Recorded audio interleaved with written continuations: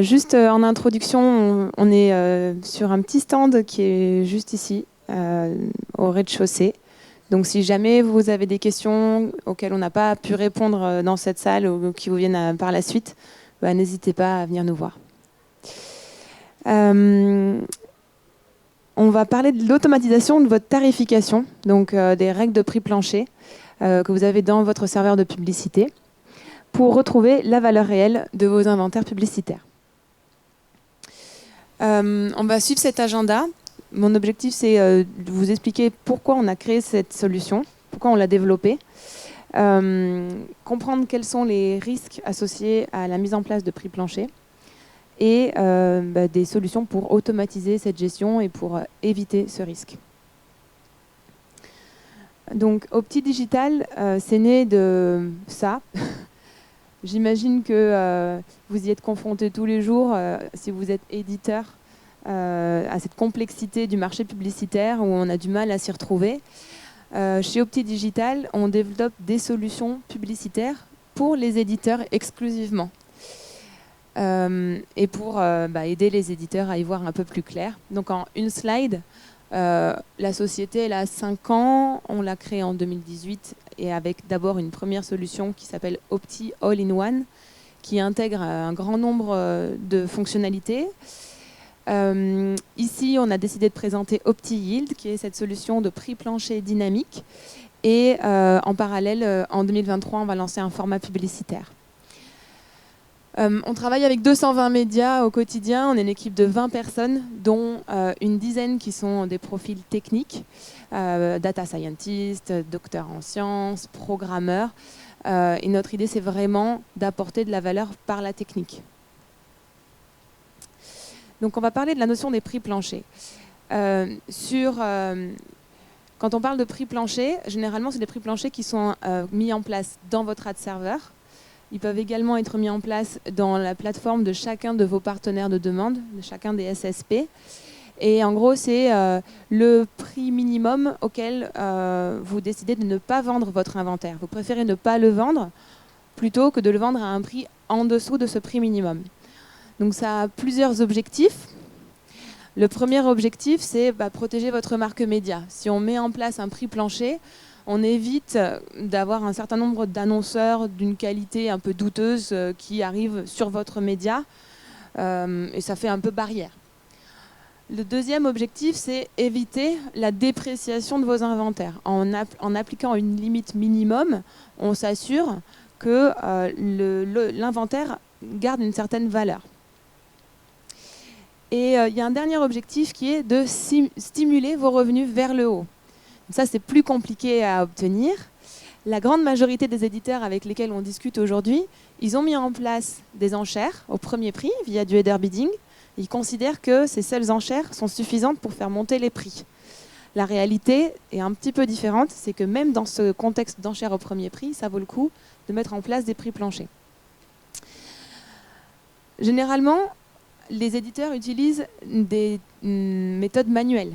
Il y a 2 méthodes qui sont disponibles dans l'ad server qui est le plus utilisé aujourd'hui sur le marché, qui est Google Ad Manager. La première méthode, c'est fixer un prix plancher figé. Ça a un impact qui est positif, ça permet d'éviter les annonceurs indésirables, ça permet de fixer une limite basse. Par contre, il faut le mettre à jour très régulièrement, à chaque fois qu'on change de saison. Ce n'est pas le même prix plancher à imposer lors de Black Friday qu'en plein mois d'août. Ça peut générer un taux d'invendu élevé et avoir l'effet l'effet contraire à celui espéré. C'est-à-dire qu'on veut mettre en place un prix plancher pour augmenter le RPM, le revenu pour 1000 opportunités de vente.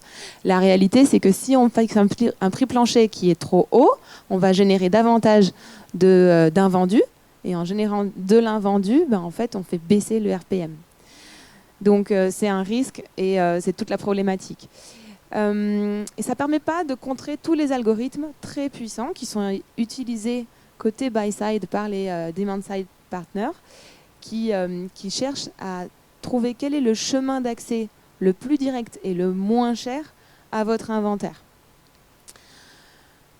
Donc, il existe une autre une autre possibilité pour les prix planchers en manuel, c'est ce qu'on appelle les CPM cibles ou Target CPM en anglais. C'est mis en place dans Google Ad Manager également, c'est proposé par Google. Ça laisse un peu plus de flexibilité à Google. On lui dit, voilà, tu dois fixer un CPM cible à, admettons, 1 euro, et on laisse la flexibilité à Google de baisser légèrement le prix plancher lorsqu'il y a une opportunité de vente pour optimiser le taux de remplissage, à condition que celui-ci soit capable d'augmenter le prix plancher un petit peu et de maintenir ce CPM cible minimum. Bon, on a les mêmes inconvénients qu'avec un prix plancher statique.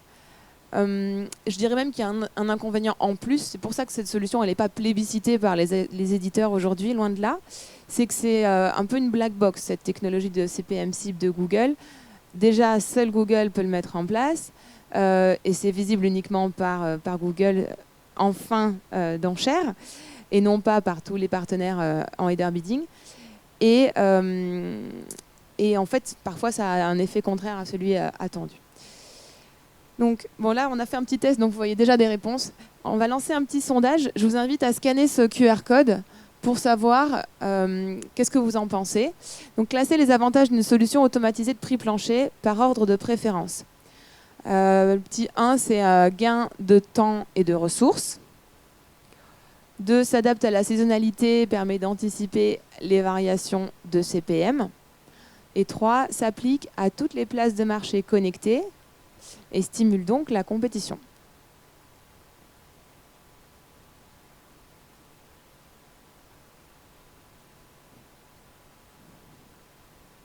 C'est bon, vous avez répondu?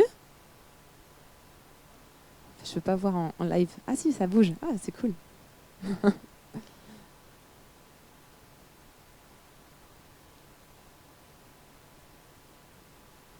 C'est bon, je peux arrêter? Allez, stop. Merci pour vos réponses. Alors effectivement, en fait, c'est un prix plancher géré de manière dynamique par un algorithme permet d'obtenir ces 3 avantages à la fois. Donc, je laisse la parole à Olivier qui va vous parler de l'automatisation. Merci Magali, bonjour tout le monde. Je suis Olivier, je travaille pour Opti Digital et je suis chef de produit sur OptiYield. Alors, automatiser votre tarification, en gros, de notre point de vue, ça permet d'utiliser les prix planchers décrits par Magali. Et en gros, ce que nous allons faire, c'est qu'on va calculer automatiquement l'ensemble des prix planchers. On va prendre votre inventaire, on va le segmenter en fonction des devices, des pays, du type d'utilisateur, etc. Et à partir de ce moment-là, on va calculer des prix planchers pour chaque segment. C'est-à-dire qu'en gros, pour un site, on va avoir par exemple 1000 segments et on va calculer en temps réel les prix planchers de ces 1000 segments en fonction du contexte, en fonction de l'historique des enchères qui ont eu lieu sur ce segment.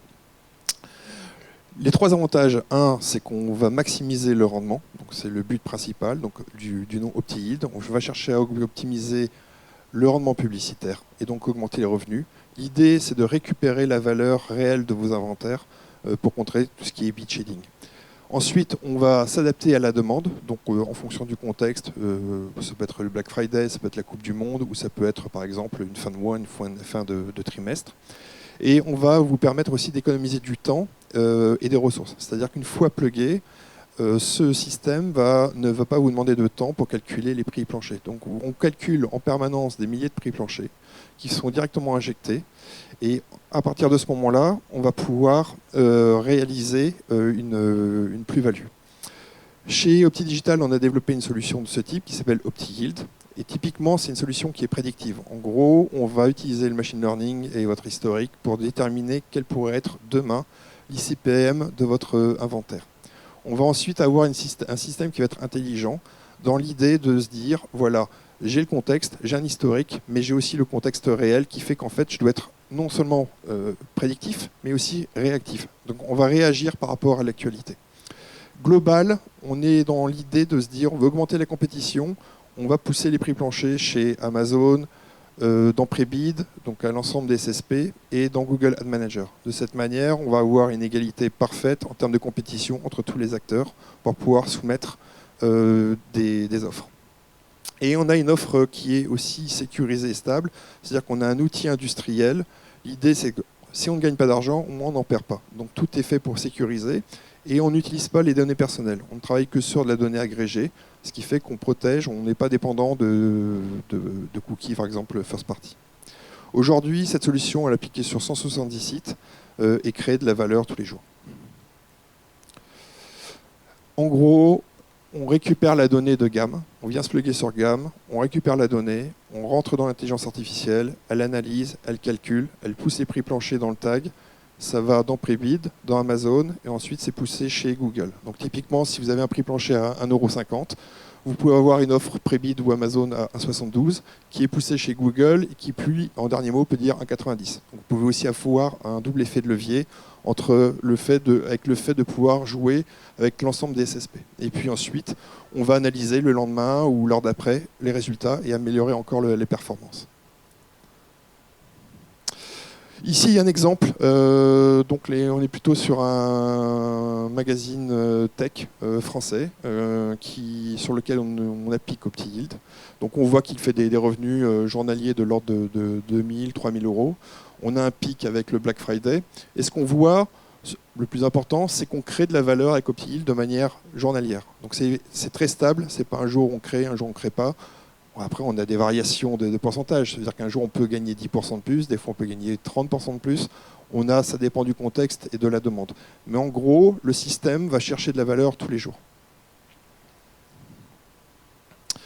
Si on regarde la proposition de valeur, en gros, donc on améliore les revenus publicitaires. Donc on va récupérer la valeur que les DSP nous ont fait perdre avec du bid shading, par exemple. On a un gain de temps et de ressources, c'est-à-dire qu'on calcule des milliers et des milliers de prix planchers en permanence sans devoir modifier quoi que ce soit. Donc la maintenance, les algorithmes sont réalisés par le détenteur de la technologie. On contrôle le bid shading, on augmente la compétition entre les places de marché, c'est-à-dire que par exemple un Xandr ou un Pubmatic à travers Prebid aura la même information qu'un autre acteur qui sera chez Google Ad Manager. On stimule la qualité des contenus. Le fait de mettre une barrière minimum avec le prix plancher en permanence évite d'avoir des contenus de moins bonne qualité, un peu moins qualitatifs. Et donc du coup, on augmente cette qualité. Et on a une technologie qui ne modifie pas l'adstack. Donc c'est-à-dire qu'en gros, on vient se plugger en parallèle. On ne vient pas demander à changer vos partenaires ou quoi que ce soit. C'est vraiment une technologie, c'est un add-on. On actionne, on désactive. C'est assez facile à utiliser. Voilà, je ne sais pas si vous avez des questions.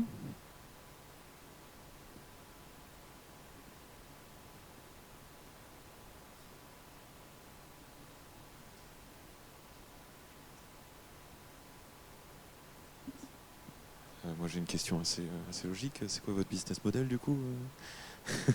Comment est-ce que vous vous rémunérez? Est-ce qu'il y a aussi un prix plancher?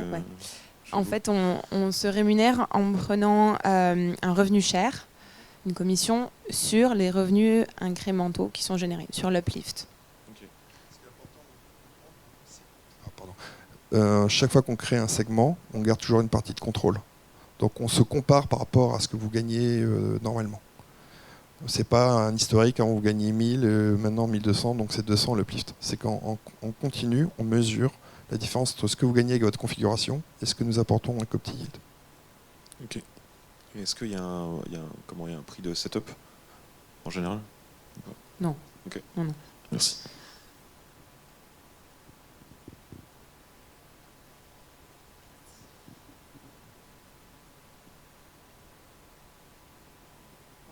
Merci beaucoup. Merci. Et puis bon salon à tous. Merci.